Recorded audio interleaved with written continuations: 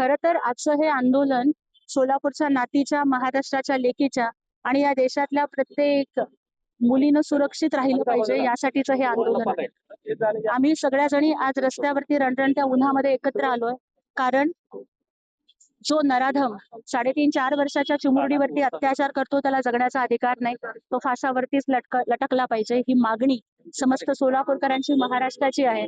यामध्ये आम्ही पीडितेच्या कुटुंबियांच्या सोबत आहोत, आम्ही न्यायाच्या सोबत आहोत आणि नराधम जोपर्यंत फासावर लटकला जात नाही तोपर्यंत आम्ही शांत बसणार नाही, हे त्यांना आश्वस्त करण्यासाठी मी इथे आहे. जर मी एक लोकप्रतिनिधी आहे तर कुठेतरी एसी ऑफिसमध्ये बसून प्रतिक्रिया देणं हे माझं काम नाही आहे. सत्ताधारी पक्षाची खासदार म्हणून माझी जबाबदारी जास्त आहे आणि आमदार खासदार असण्यापेक्षा मी या सोलापूरची लेक आहे. ज्या अनवाणी पायानं या सोलापूरच्या रस्त्यांवर चालले, आज पुन्हा त्याच रस्त्यावरती बसून सोलापूरच्या लेकीसाठी न्याय मागताना माझं पद, माझी खासदारकी मला आडवी नाही येणार, कारण हा रस्त्यावरचा संघर्ष करतच मी पुढे आले. आणि त्यामुळे ज्या महिलांनी हंबरडा फोडला, ज्या महिलांनी आक्रोश केला की त्या नराधमाला ठेचून मारला पाहिजे, त्याला भर चौकात फाशी दिली पाहिजे, आम्ही त्यांच्या भावनांशी सहमत आहोत.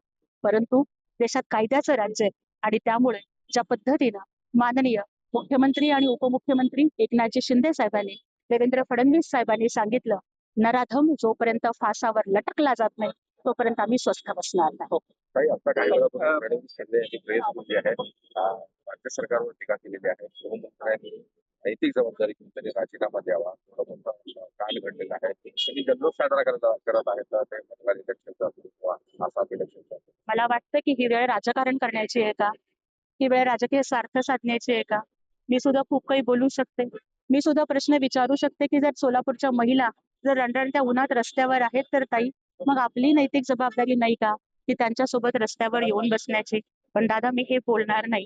हे सगळं बोलायला निवडणुका पडल्यात की हो, हे बोलायला सुद्धा एका लेकीचं मरण पाहिजे का हो आपल्याला? हे बोलायला म्हणजे जिथं त्या लेकीची आई रडतीये, मग तिथं आपणाला आपलं राजकारण आणि राजकीय स्वार्थ कोणाचा तरी राजीनामा. अरे चुलीत घाला ना तुमचं राजकारण. मला नाही कळत दादा, राजकारण गरीब घरची पोरगी आहे मी, मला कळतं त्या आईचं दुःख, त्यामुळे मी राजकीय स्टेटमेंट करणार नाही हो. राजकारण करायला लई प्रसंग पडलेत. आज महाराष्ट्र रडतोय, सोलापूर रडतोय, त्या पोरीच्या दुःखासाठी रडतोय, त्या आईच्या दुःखासाठी रडतोय आणि त्या लांडग्याला जोपर्यंत फाशी होत नाही ना तोपर्यंत मी लढत राहीन. हा शब्द द्यायला मी आज रस्त्यावरती उभी आहे. बस, मला राजकारणाशी देणं घेणं बदलापूर सारखा आहे. कारण जर 2-3 वर्षाची चिमुरडी सुरक्षित नसेल तर लोकांना वाटणार की नराधमाला ठेचून मारलं पाहिजे. बदलापूरमध्ये जेव्हा त्या चिमुरडीवरती अत्याचार झाला होता, मी तेव्हा सुद्धा आंदोलनात गेले होते.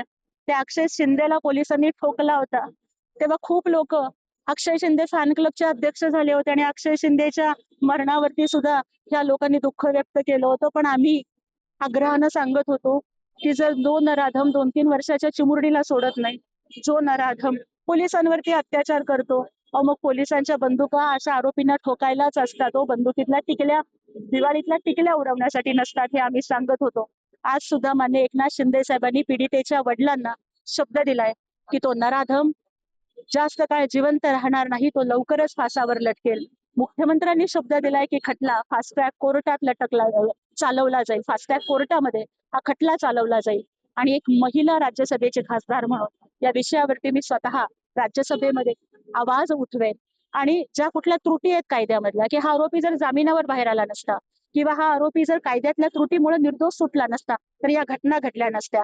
इथून पुढे कुठलाही महिला अत्याचारातला आरोपी जामिनावरती किंवा निर्दोष सुटता कामा नये, कायद्याच्या पळवाटेतला त्याला फायदा होता कामा नये, अशा पद्धतीनं कायदा सक्षमीकरण करण्यासाठी आम्ही लढत राहतो.